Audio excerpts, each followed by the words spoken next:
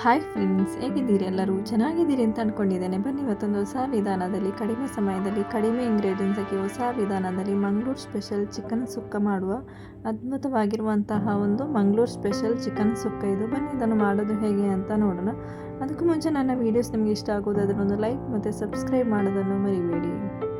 ಇಲ್ಲಿ ನಾನು ಅರ್ಧ ಕೆಜಿ ಚಿಕನ್ ತೊಳೆದು ಇಟ್ಟಿರೋದು. ಇದಕ್ಕೆ ಬೇಕಾಗಿರುವಂಥ ಸಾಮಗ್ರಿಯನ್ನು ಕೂಡ ಇಟ್ಕೊಂಡಿದ್ದೇನೆ. ಈಗ ಇಲ್ಲಿ ಬಾಣಲೆ ಬಿಸಿಯಾಗಿದೆ, ಅದಕ್ಕೆ ನಾನು ಈಗ 3 ಟೇಬಲ್ ಸ್ಪೂನ್ ಎಣ್ಣೆ ಹಾಕ್ತಾ ಇರೋದು. ಎಣ್ಣೆ ಬಿಸಿ ಆದ ನಂತರ 3 ಈರುಳ್ಳಿಯನ್ನು ಕಟ್ ಮಾಡಿ ಹಾಕ್ತಾ ಇರೋದು. ಈರುಳ್ಳಿಯನ್ನು ಈಗ ಚೆನ್ನಾಗಿ ಫ್ರೈ ಮಾಡ್ಕೋಬೇಕು. ನೋಡಿ, ಈ ರೀತಿಯಾಗಿ ಈರುಳ್ಳಿಯನ್ನು ಚೆನ್ನಾಗಿ ಫ್ರೈ ಆಗಬೇಕಿದು. ಈರುಳ್ಳಿ ಫ್ರೈ ಆದ ನಂತರ ನಾನು 3 ಟೊಮೆಟೊವನ್ನು ಕೂಡ ಹಾಕ್ತಾ ಇದ್ದೇನೆ, ಕಟ್ ಮಾಡಿರುವಂತಹ 3 ಟೊಮೆಟೊ ಇದು. ಈಗ ಟೊಮೆಟೊವನ್ನು ಕೂಡ ಚೆನ್ನಾಗಿ ಫ್ರೈ ಮಾಡ್ಕೋಬೇಕು. ನೋಡಿ, ಈ ರೀತಿಯಾಗಿ. ಈಗ ನಾನು ಇದಕ್ಕೆ ರುಚಿಗೆ ಬೇಕಾದಷ್ಟು ಉಪ್ಪು ಹಾಕ್ತಾ ಇದ್ದೇನೆ. ಒಂದು 1/4 ಟೀ ಸ್ಪೂನ್ ಅರಿಶಿನ ಹುಡಿ ಹಾಕ್ತಾ ಇದ್ದೇನೆ.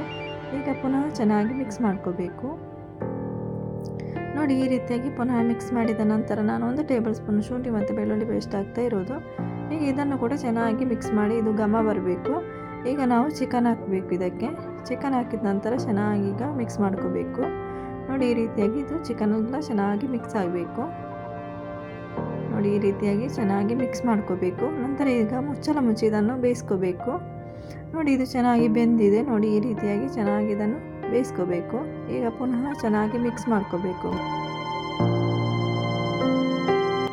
ಈಗ ನಾನು ಇದಕ್ಕೆ 1 table spoon Kashmiri chilli powder ಹಾಕ್ತಾ ಇರೋದು, 1 ಟೇಬಲ್ ಸ್ಪೂನ್ ಚಿಕನ್ ಮಸಾಲ ಹಾಕ್ತಾ ಇದ್ದೇನೆ, 1 ಟೇಬಲ್ ಸ್ಪೂನ್ ಧನಿಯಾ ಪೌಡರ್ ಹಾಕ್ತಾ ಇರೋದು, 1 ಟೇಬಲ್ ಸ್ಪೂನು ಗರಂ ಮಸಾಲ ಹಾಕ್ತಾ ಇದ್ದೇನೆ, 1 ಟೇಬಲ್ ಸ್ಪೂನು ಜೀರಾ ಪೌಡರ್ ಹಾಕ್ತಾ ಇರೋದು, 1 ಟೇಬಲ್ ಸ್ಪೂನ್ ಚಿಕನ್ ಸುಕ್ಕ ಮಸಾಲ ಹಾಕ್ತಾ ಇದ್ದೇನೆ.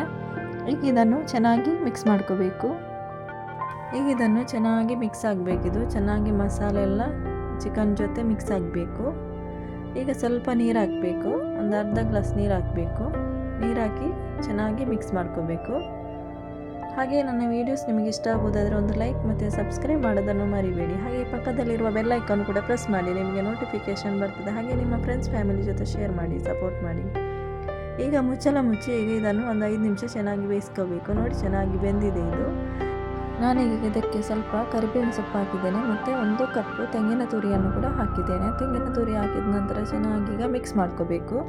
ನೋಡಿ, ಈ ರೀತಿಯಾಗಿ ಚೆನ್ನಾಗಿ ಮಿಕ್ಸ್ ಮಾಡ್ಕೋಬೇಕು. ಇದು ಚೆನ್ನಾಗಿ ಮಿಕ್ಸ್ ಮಾಡಿದ ನಂತರ ಈಗ ಮುಚ್ಚಳ ಮುಚ್ಚಿ ಈಗ 5 ನಿಮಿಷ ಇದನ್ನು ಬೇಯಿಸ್ಕೋಬೇಕು. ಈಗ ಇದನ್ನು ಮುಚ್ಚಳ ಮುಚ್ಚಿ ಪುನಃ 5 ನಿಮಿಷ ಬೇಯಿಸ್ಕೋಬೇಕು. ನೋಡಿ, ಅದ್ಭುತವಾಗಿರುವಂತಹ ಒಂದು ಚಿಕನ್ ಸುಕ್ಕ ರೆಡಿಯಾಗಿದೆ. ಈಗ ಇದಕ್ಕೆ ಮೇಲ್ಗಡೆಗೆ ಕೊತ್ತಂಬರಿ ಸೊಪ್ಪು ಹಾಕಿ ಸರ್ವ್ ಮಾಡಿದರೆ ಅದ್ಭುತವಾಗಿರುವಂಥ ಒಂದು Mangaluru special chicken sukka ready ಆಗ್ತದೆ. ರೆಸಿಪಿಯನ್ನು ಟ್ರೈ ಮಾಡಿ. ನಿಮ್ಮ ಅನಿಸಿಕೆ ಅಭಿಪ್ರಾಯಗಳನ್ನು ಕಮೆಂಟ್ ಬಾಕ್ಸಲ್ಲಿ ತಿಳಿಸಿ. ಹಾಗೆ ನನ್ನ ವೀಡಿಯೋಸ್ ನಿಮಗೆ ಇಷ್ಟ ಆಗೋದಾದರೆ ಒಂದು ಲೈಕ್ ಮತ್ತು ಸಬ್ಸ್ಕ್ರೈಬ್ ಮಾಡೋದನ್ನು ಮರಿಬೇಡಿ. ಅದ್ಭುತವಾಗಿರುವಂಥ Mangaluru special chicken sukka ready. Thank you for watching.